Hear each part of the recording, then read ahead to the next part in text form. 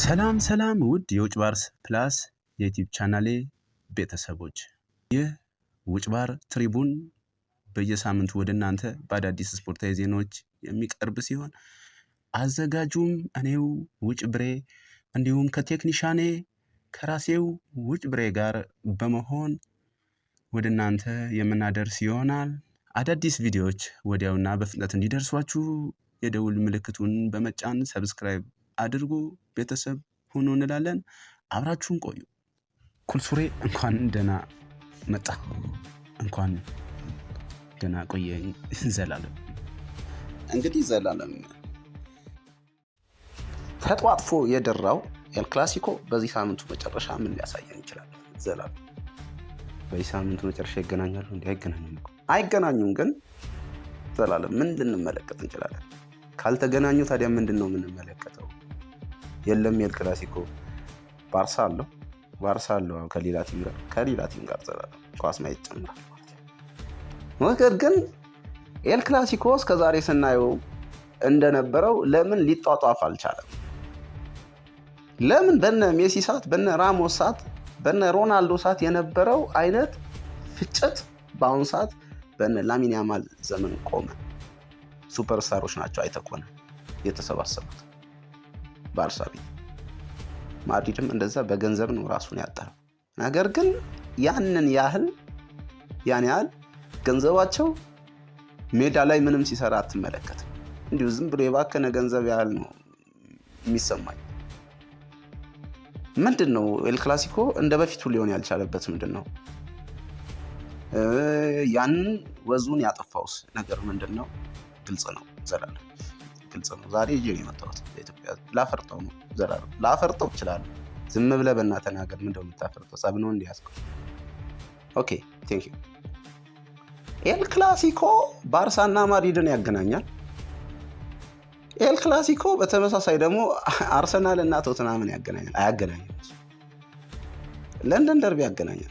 ታዲያ ስለ ኤል ክላሲኮ አንድ የጀመርከው እንዴት መጣ? ሲጀምር አገር አቋርጠ ወደ እንግሊዝ አልስማ እንዴ? ቆይ አንተ ነው ኤል ክላሲኮ ጋር ልመጣልን ነው። እኔ ተንታኝ ነኝ። ስተነትን እንደዛ ነው። እግር ኳስን እንደዚህ እንዲህ በግርድፉ አይደል ዘላለም። እንደዛ የትኛውም ፕሮፌሽናል ባለሙያ የእግር ኳስ ተንታኝ፣ ስፖርት እግር ኳስ አዋቂ እንደዛ እንደወረደ አርሰናል ካለ አርሰናል ብሎ አይቀጥልም።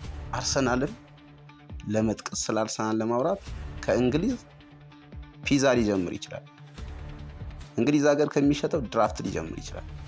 እንደኔ አይነት ከኔ ቢያንስ እና ምን ልፈልጌ ነው፣ ኤል ክላሲኮን ስንመለከት ተጫዋቾቹ ትኩረታቸው ካሜራ ላይ ነው። ያውኖቹ ኳሷም ላይ አይደለም፣ ሜዳም ላይ አይደለም። በንግግር ይጨርሳሉ፣ ከንግግር በኋላም ይጨርሳሉ፣ ሜዳ ላይ ይጨርሳሉ። ጨርሰው ነው የሚገቡት። ሲጀምር በንግግር ቆርጣለው፣ ገላለው፣ ጨርሰናል፣ እናሸንፋለን። ያ ሜንታሊቲ አሪፍ ነው። በእንደዚህ አይነት መንገድ መገንባቱ በጣም አሪፍ ነው። ነገር ግን ጌት ወርክ ስታደርግ እንዴት ነው? ሜዳ ላይ እንዴት ነው? ቦክስ ቱ ቦክስ እንዴት ነው? ዘላ አትጭውል። እሺ እንዴት ነው? እነሱ አሁን ፌስ ማድረግ አልቻሉም። ማድሪድም ባርሳም ማድሪድም።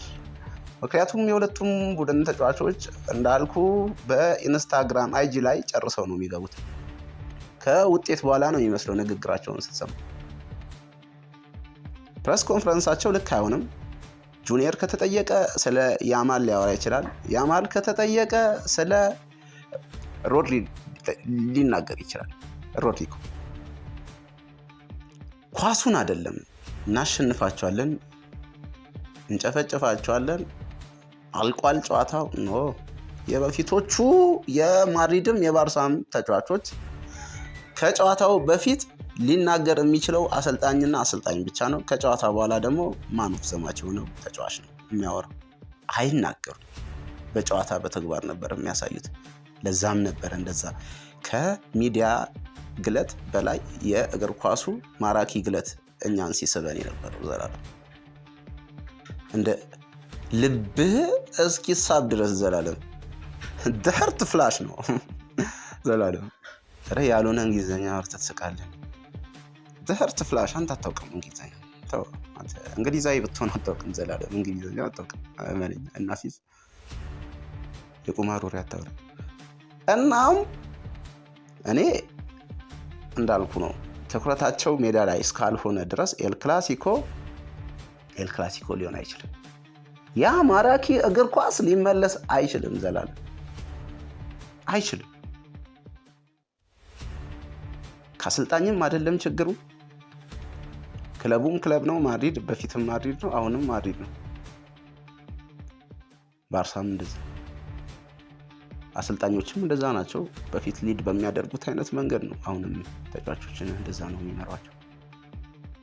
ነገር ግን ተጫዋቾቹ ተቀይረዋል፣ ፍጹም ተቀይረዋል። ቲክቶከር ነው የሚመስሉት ተጫዋቾቹ። በቃ ቲክቶከር ተናጋሪ ሆነዋል። ከጨዋታው በላይ ቂምና በቀልን ተናጋሪ ሆነዋል። ከጨዋታው በላይ ትኩረት ለነሱ እንዲሰጥ ይፈልጋሉ። ያ ደግሞ በሜዳ ላይ ይገላል። you are died person ዘላለም you are አረ በእግዚአብሔር ያስጠላ። ምን ልልህ ፈልጌ ነው ዘላለም? ጠላኝ አልጠላኝ ዘላለም አልሰማም። ኤል ክላሲኮ በዚህ ሳምንት መጨረሻ ይደረጋል። የሁለቱ ታላላቅ ቲሞች ትንቅንቅ በዚህ ሳምንት መጨረሻ አይገናኙም። ኧረ በእናትህ በዚህ ዓመት መጨረሻ ነው ያልኩህ ዘላለም። በዚህ ዓመት መጨረሻ ጆሮውን እስቲ አጣርቶ ይስማ መጀመሪያ። ጆሮ ለውሳኔ አትቸኩል። ጥሩ አይደለም። አውቀዋለሁ አንተ አሁን ፋይሬጅ ላይ ነው ታውቃለህ። ግን ይሄ እድሜን መቆጣጠር መቻል አለብህ። ልታነቃቃኝ ነው እንደመጣው ለማን ያዘዋል? ማን ያዘዋል? ኦኬ ጠልፌ ነው። ኤል ክላሲኮ እንዴት ተመልሶ ወደ ነበረበት ሊመለስ ይችላል? ዘላለም እኛ እናውቃለን። ዘላለም እኛ አትበል ራስህን ችለህ አውራ። ምንድነው አዋቂ አይደለም? አዋቂነትን ትፈራለህ? አዋቂነትን መጀመሪያ መሻት፣ ከዛ በኋላ በአፍ ለልብ መንገር፣ ከዛ በኋላ አዋቂ ትሆናለህ። እንደዚህ እኝን ሁሉ ስቴፖች አልፌ ነው አሁን የደረስኩት ዘላለም። እንደዚህ እግር ኳስን እንዲህ ፈትፍቼ ያወቅኩት በዛ ነው ዘላለም፣ ሌላ ነገር አይደል። እና ጁኒየር ስለ ኳሷ አያስብ፣ ያማል ስለ ኳሷ አያስብ። ሴቶቹ ይደርሳሉ፣ የትም አይሄዱበት ሴቶች አይደለም።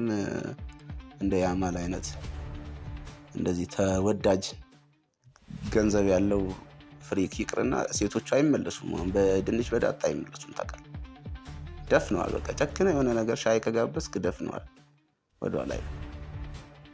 እና ያማል ሴቶቹም ይደርሳሉ። ምንድነው የሴቶቹ ቦካ አለብኝ ዘላለም አለብኝ።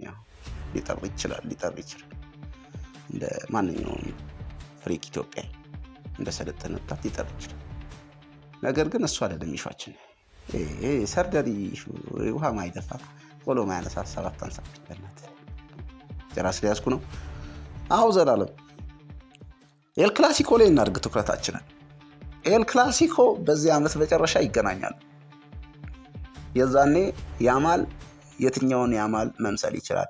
የ16 ዓመቱ ያማል በአሁኑ ሰዓት ጭራሽ ሊመጣ አልቻለም።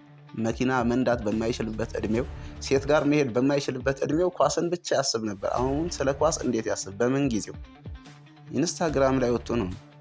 የሆነ ዩቲዩበር ቢሆን ይሻለው። እውነቴን ነው እንግዲህ። ለዛ ነው ራሞስ ኤስታርፒዶና አለው ዘላለም ኤስታርፒዶና አለው። እንደዚህ እኮ አይናገርም ራሞስ። ያኔ የባርሴሎና ተጫዋቾችን የተናገረውን ጸያፍ ቃል ነው ያወጣው።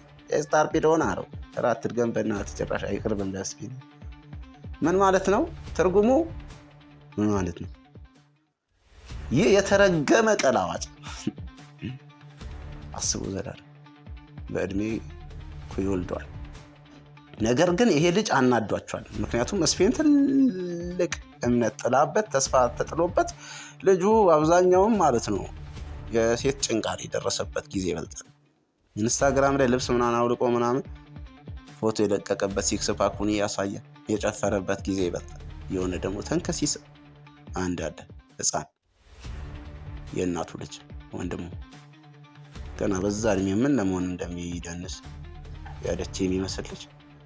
እናም ኤል ክላሲኮ ትኩረታቸውን ሜዳ ላይ ያደረጉ ቀን የበፊቱ ጣፋጩ ኤል ክላሲኮ ይመለሳል ብዬ አስባለሁ። ይሄንን ምክር ለያማል ከዚህ በፊት መክሬዋለሁ፣ ለጁኒየርም ነግሬዋለሁ፣ እደግምላቸዋለሁ። ዘላለም እደግምላቸዋለሁ፣ እስኪመለሱ ድረስ እደግምላቸዋለሁ። እሺ ድገምላቸው። እሺ አይደለም እነ ጁኒየር ኢትዮጵያ ውስጥ ማን ያውቃል? ቪው ሁሉ እየቀነሰባ አይደል እንደ ዩቲዩብ? አዎ ዘላለም አዎ። ለማንኛውም ግን ስለ ኤል ክላሲኮ መናገር ማንሳት የምችለው ይሄንን ነበረ። ይሰሙኛል ብዬ አስባለሁ። ልባም ወጣቶች ናቸው። ቴንኪው ዘላለም፣ በእኔ በኩል ጨርሻለሁ። ኦኬ ቴንኪው ኮርሱዴ። እንግዲህ ውድ ተመልካቾቻችን ውጭ ባርስ ፕላስ ላይ ነበር ይህንን ፕሮግራም ስትከታተሉት የነበረው። የፕሮግራማችን ስፖንሰሮቻችንን ከዚህ በፊት ስለዘረዘርን አሁን ላይ እኛ መዘርዘር አንችልም። እናንተ ብቻ ከእናንተ የሚጠበቀውን 1 2 3 ነገር አድርጉ። 3ቱም የደውል ምልክቷን በመጫን ሰብስክራይብ ማድረግ ነው። አብራችሁን ቆዩ።